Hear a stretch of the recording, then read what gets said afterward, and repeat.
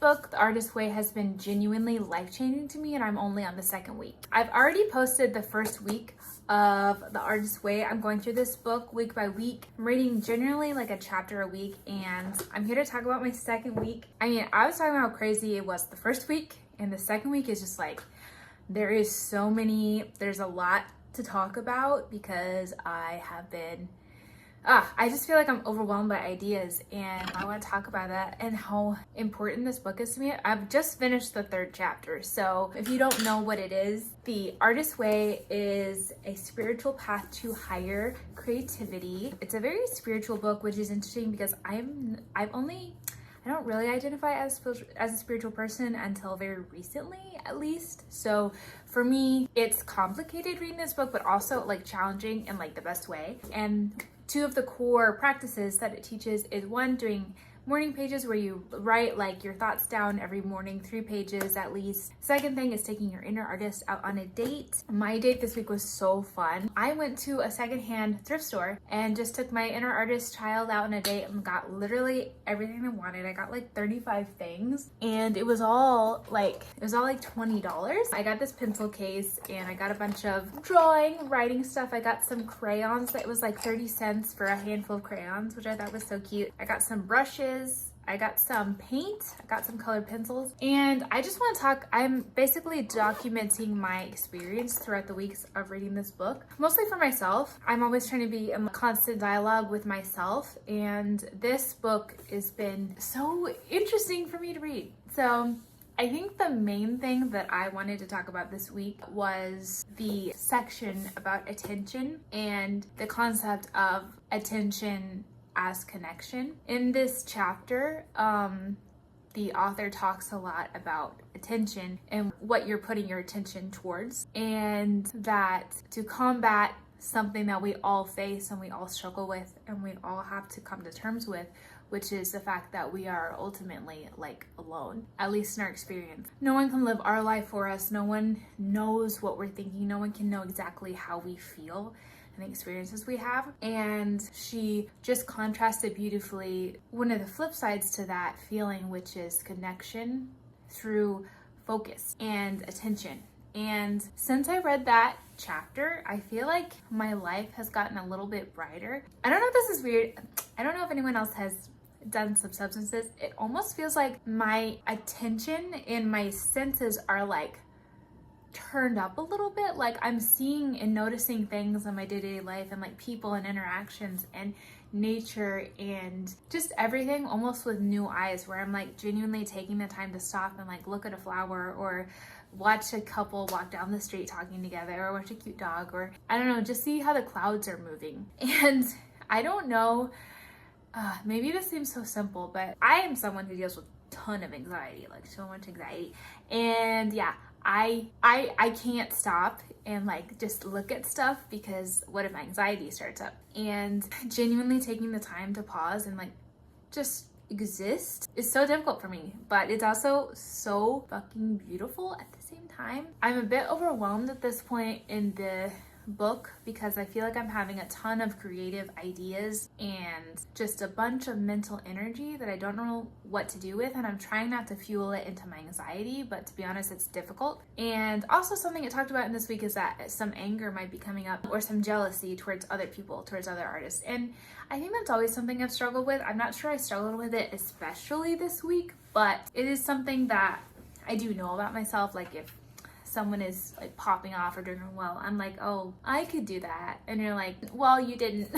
Or I guess in the book, the way that she describes it is, and I don't agree with everything in the book, but it has been incredibly helpful to me, is anger as a direction, as a point. It's telling you something about something you care about. So if you're jealous of someone's success, you could interpret your anger as sort of like a focus or an understanding of like, you want to do that and you haven't. Like you haven't followed through for yourself. It's been a lot, you guys. It's been a lot. This series is definitely like more for myself than like other people, because I honestly don't know how much other people care or are interested in this book but I feel like it's important for me to kind of have a dialogue with myself and like think and understand and talk about the things that I'm experiencing in this because it's very meaningful to me. So I also wanted to talk about the artist date because I don't know if you watched my last video on this, but last week for my first artist date, I wanted to go to this secondhand thrift store and it was closed basically by the time I was able to get there, like public transit.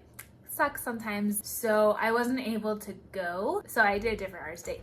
But this week I was able to go, and I genuinely had to like, I experienced so much joy just walking around and touching everything. There's sewing patterns, there was fabric, there were pencils, pens, like watercolors, acrylic, oil paint, also paintings. There were letters and gift boxes and cards, and there was beads and bead making kits and model kits, and it was so overwhelming to just exist in that space. And I don't know, the whole point of this is a lot of inner child work is going on in this book, so if you don't know what that is, you're gonna have to get on board to understand what I'm talking about. But I felt so connected to my inner artist child. Like I literally felt like as a kid I always felt like I was a burden or I was like annoying someone if I asked for something that I wanted. So I literally told like my child artist still, I was like, you can literally get whatever you want. And I ended up getting so much. I got a bunch of like cardboard because I'm really obsessed with like making art on cardboard. And this is a work in progress, but